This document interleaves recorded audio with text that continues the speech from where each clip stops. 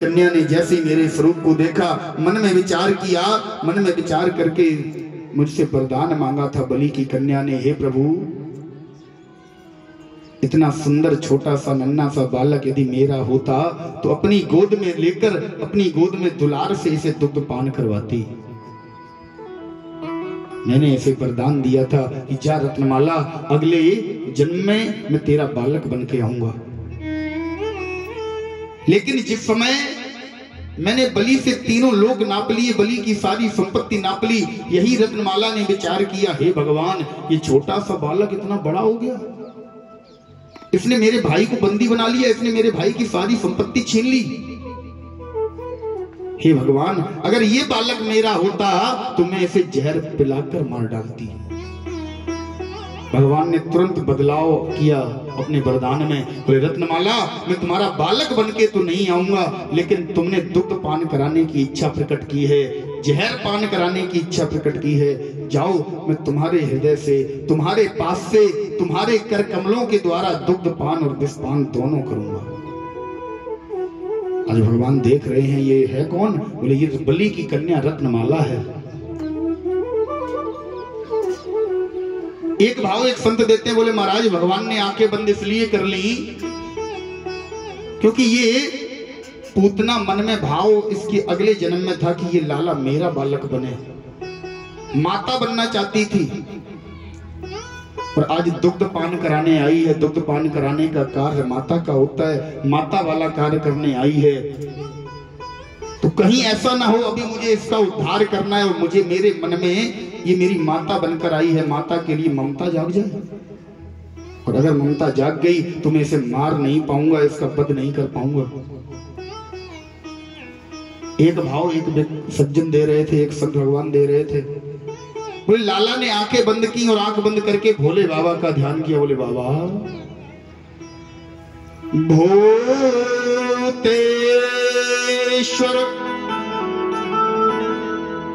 देव देव महादेव भूतेश्वर भूत भावना। बोले हे भोले बाबा, हे भस्मांगधारी पाप कुंजारी भोले बाबा, ये तुम्हारी कैसी लीला है। मैंने ब्रज में अवतार लिया, मैंने ब्रज में अवतार इसलिए लिया कि नित नया नया माखन खाऊंगा, नित नई नई गायों का दूध पीऊंगा, माखन मिश्री खाऊंगा, मैया के प्यार को पाऊंगा, ब्रजवासियों के साथ खेलूंगा। लेकिन बाबा ये पूतना मैया मुझे आज 6 दिन नहीं हो पाए, 6वें दिन जहर पिलाने आ गई। और बाबा आज तक तुम्हारी सौगंध मैंने जहर कभी नहीं पिया। बाबा इसकी प्रैक्टिस तुम्हें बहुत अच्छे से है, तुमने बहुत बार जहर पिया।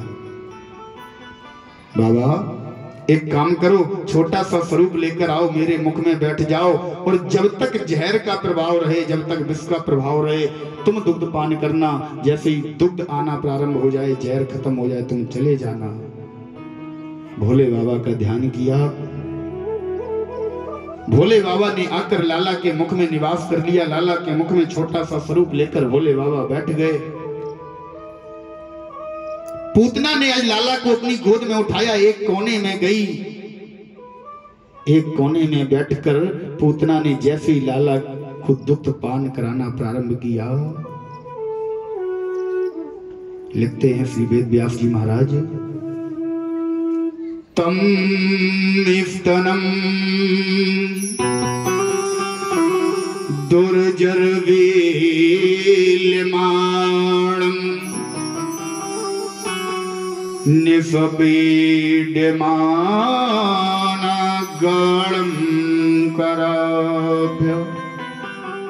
आज लाला स्तन पान कर रहे हैं, दुग्ध पान कर रहे हैं, पूतना को कसकर पकड़ रखा है। पूतना विचार कर रही है, इतना भयानक जहर, कालकूट नाम का जहर, मुख लगाते ही इसे मर जाना चाहिए। 5 मिनट हो गए, ये अभी तक दुग्ध पान कर रहा है। और जैसे ही विष का प्रभाव खत्म हुआ, लाला ने कहा भोले बाबा से, बाबा अब तुम निकलो, अब मेरी लीला प्रारंभ होती है। आज बाबा जैसे ही मुख से गए, मुख से विदा ली, लाला के पास से विदा ली, तुरंत भगवान ने पूतना को कस के पकड़ा और महाराज दुग्ध पान करते करते तम स्तनम दुर्जरवीर्यमाणम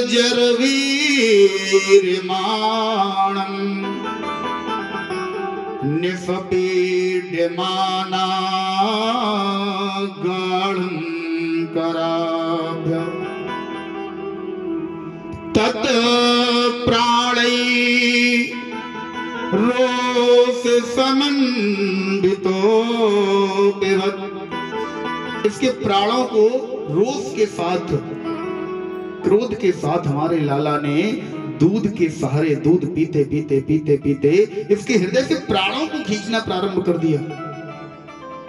तत्प्राणी रोष समन्वितो पिबत, प्राणों को खींचना जैसे ही प्रारंभ किया, प्राण खींच रहे हैं, पूतना व्याकुल होने लगी, पूतना का ब्लड प्रेशर बढ़ने लगा, चिल्लाने लगी पूतना, सामुंच मुंचाल मिति प्रभासिणी निष्पीड्यमाना खिल जीव मर्मणि।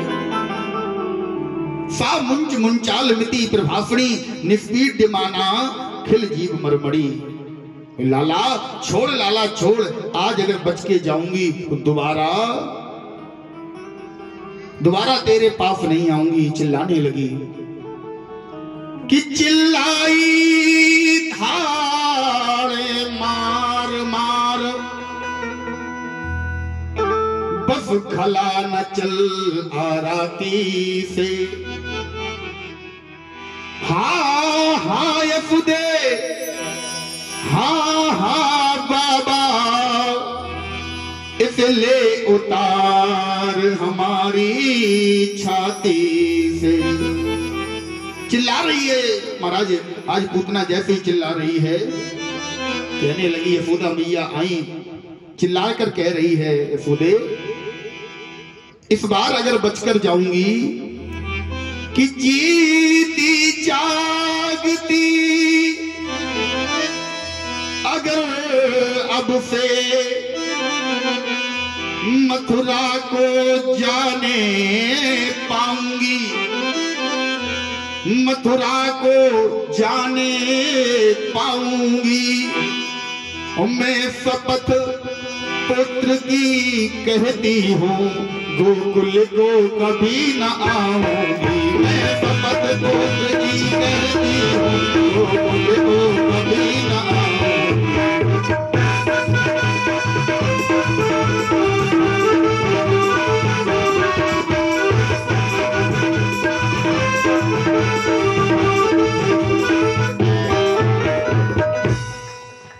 महाराज तुरंत बाबा से कहने लगी, यशोदा से कहने लगी, आज मुझे कैसे ही छुड़वाओ, आज मुझे जैसे कैसे भी करके छुड़वाओ।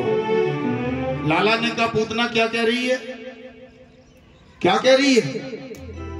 वही लाला मैं कह रही हूं आज मुझे छोड़ दे, आज अगर मैं जीवित होकर किसी प्रकार मथुरा को जाऊंगी, मैं तेरी कसम खाकर कह रही हूं, तेरी सौगंध खा रही हूं, गोकुल में कभी वापस नहीं आऊंगी। लाला ने कहा पूतना एक बात बता, तुझे सारी दुनिया ने छोड़ा, कंस ने तुझे छोड़ दिया, कंस ने तुझे मेरे पास भेज दिया, कंस जानता था तू मेरे पास आएगी, मारी जाएगी, सारी दुनिया ने तुझे छोड़ा, तब मैंने तुझे पकड़ा। और यही संसार का नियम है, जब सारी दुनिया छोड़ देती है तब जीवात्मा मेरे पास आती है, तब मेरे पास आती है, प्रभु अब सहारा बनो। जीवात्मा का संसार में व्यक्ति का कोई भी काम बिगड़ता है, पहले फोन उठाता है, सबसे पहला भरोसा फोन पर मित्रों को लगाएगा, परिवारी जनों से विश्वास करेगा, बोले हमारे पापा, हमारे चाचा ताऊ ये संभालेंगे। मित्रों से विश्वास करेगा, मित्रों पर भरोसा करेगा, बोले हमारे मित्र संभालेंगे। जब कोई नहीं संभाल पाता, जब व्यक्ति देखता है क्या कि जब देखा विकट अंधेरा है, आशा उजियारेगी। विपदा की उस मंझधारा में खुद आई मुरलिया बालेगी। जब देखता है किसी भी प्रकार मेरा काम नहीं बनेगा, तब तुम लोग मुझे याद करते हो। हमारा माधव कहने लगा, पूतना जब तुम्हें सबने छोड़ दिया, सबने मरने के लिए छोड़ दिया, तब तू मेरे पास आई। ये दुनिया वालों में और मुझ में यही अंतर है। तुम दुनिया वालों के पास जाते हो, दुनिया वाले तुम्हें तुरंत पकड़ लेते हैं, हृदय से लगा लेते हैं, लेकिन तुरंत पकड़ते हैं तो तुरंत मतलब सिद्ध हो जाने पर छोड़ भी देते हैं। मुझ में और दुनिया वालों में यही अंतर है पूतना। दुनिया वाले तुरंत पकड़ते हैं, तुरंत छोड़ते हैं, मुझ में ये अंतर है। मैं पहले तो तुरंत पकड़ता नहीं हूँ। पहले जब तक तुम बिल्कुल डूबने वाले नहीं होगे तब तक मैं पकड़ता नहीं हूँ, और एक बार अगर पकड़ लिया तो बिना उद्धार किए छोड़ता नहीं हूँ। पूतना तू मुझसे उम्मीद कर रही है मैं तुझे छोड़ दूं? मैं दुनिया वालों की तरह नहीं हूं पूतना, तुझे मतलब के लिए नहीं पकड़ूंगा। जब तब तक पकड़ कर रखूंगा जब तक तेरा उद्धार नहीं हो जाएगा। आज लाला ने जैसे जैसे पै माने दूध, जैसे जैसे पै पान किया, इंद्रियां उसी विध हिलने लगी। खिंच चली वायु पिंडली तक की, आंखों से आते अलने लगी। खिंच चली वायु पिंडली तक की, आंखों से आते अलने लगी।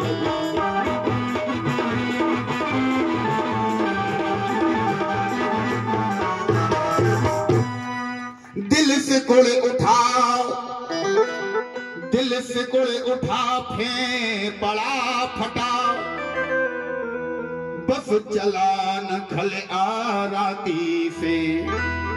घूट के साथ में धड़ टूटा और प्राण पखेड़ू उड़ा चला। घूट के साथ में धड़ टूटा और प्राण पखेड़ू उड़ा चला।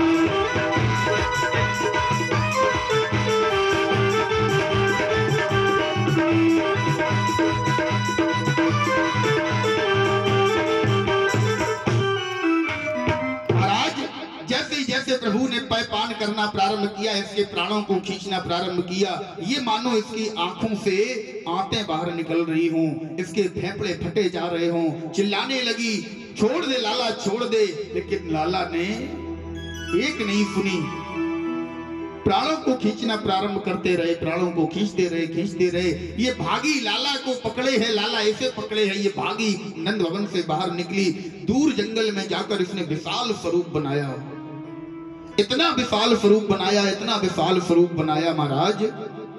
और जैसे ही लाला ने इसके प्राणों को खींच लिया, इसने जैसे ये प्राणहीन हो गई, जीवहीन हो गई, धड़ाम से एक स्थान पर गिरी। भयानक शब्द हुआ, भयानक जोर का शब्द हुआ। श्री वेद व्यास जी महाराज लिखते हैं, कितनी बड़ी देह बनाई इसने, कितना बड़ा शरीर बनाया। बोले तद्देहे स्त्री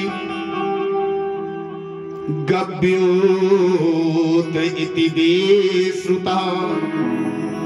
बोले इसने जो अपनी देह बनाई वो स्त्री गभ्यूत, स्त्री 3 गभ्यूती। एक गभ्यूती कितनी होती है? एक गभ्यूती में होते हैं 2 कोस। कोस जानते हैं आप लोग? हमारे वृंदावन गिरिराज जी महाराज की 7 कोस की परिक्रमा है, यानी 21 किलोमीटर। एक कोस में होते हैं 3 किलोमीटर, 2 कोस मतलब 6 किलोमीटर।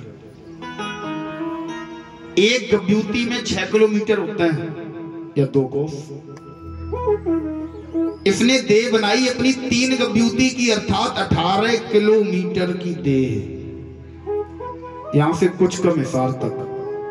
इतनी लंबी देह है इसकी। अब विचार करो, जब इतनी लंबी होगी तो ऊंचाई कितनी होगी?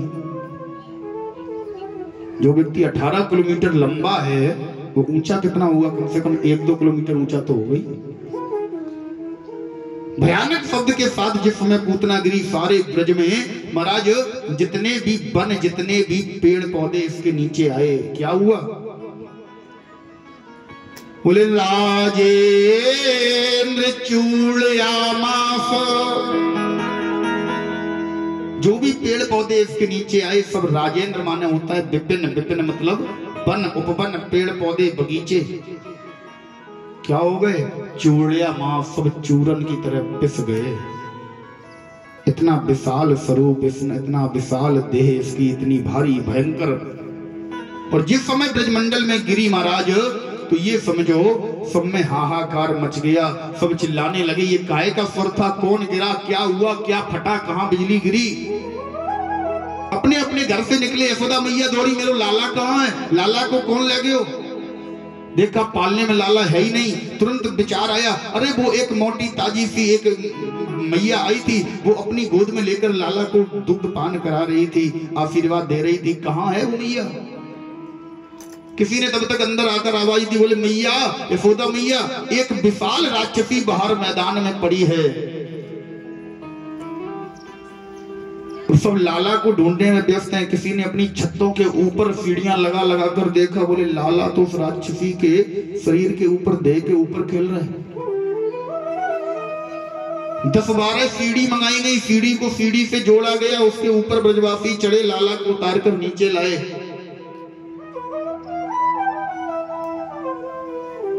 लाला को स्नान कराया, घर के अंदर मैया लेकर गई, इसने राक्षसी का स्पर्श कर लिया। सारी माताओं ने मिलकर लाला की नजर उतारी। कपिला गौ की पूंछ से झाड़ा दिया गया, सुंदर गौमूत्र में स्नान करवाया गया। इतना विशाल देह जिस समय पूतना की पड़ी हुई है, सारे ब्रजवासियों ने बोले अब इस देह का करें क्या। सारे ब्रजवासियों ने मिलकर उस देह के छोटे छोटे टुकड़े किए, सबको एक साथ एकत्र करके जिस समय उसमें आग लगाई, लकड़ियों में, ईंधन में आग लगाई, जिस समय पूतना की देह को जलाया, महाराज पूरे 84 कोस के ब्रजमंडल में एक दिव्य सुगंध फैल गई। परीक्षित जी ने प्रश्न कर दिया, बोले गुरुदेव, पूतना की देह को जलाने में सुगंध फैली? सुखदेव जी बताते हैं, बोले राजन, जिस जीवात्मा का स्पर्श परमात्मा से हो गया हो, जिस जीवात्मा को परमात्मा की शरण मिल गई हो, उसके जीवन में फिर कोई गंध नहीं रह सकती, दुर्गंध भी सुगंध बन जाती है। महाराज आज परीक्षित जी ने कहा, प्रभु ये पूतना गई तो लाला का वध करने थी? बोले हाँ, लाला का वध करने गई थी। बोले फिर प्रभु ने इस पर कृपा क्यों कर दी, इसका उद्धार क्यों कर दिया? कहते हैं परीक्षित जी से सुखदेव जी महाराज, बोले प्रभु कोई पता नहीं है, हमारा लाला, हमारा कन्हैया न जाने कौन से गुण पर दया निधि रीझ जाते हैं। कोई पता नहीं है कौन से गुण पर हमारा परमात्मा प्रसन्न हो जाए।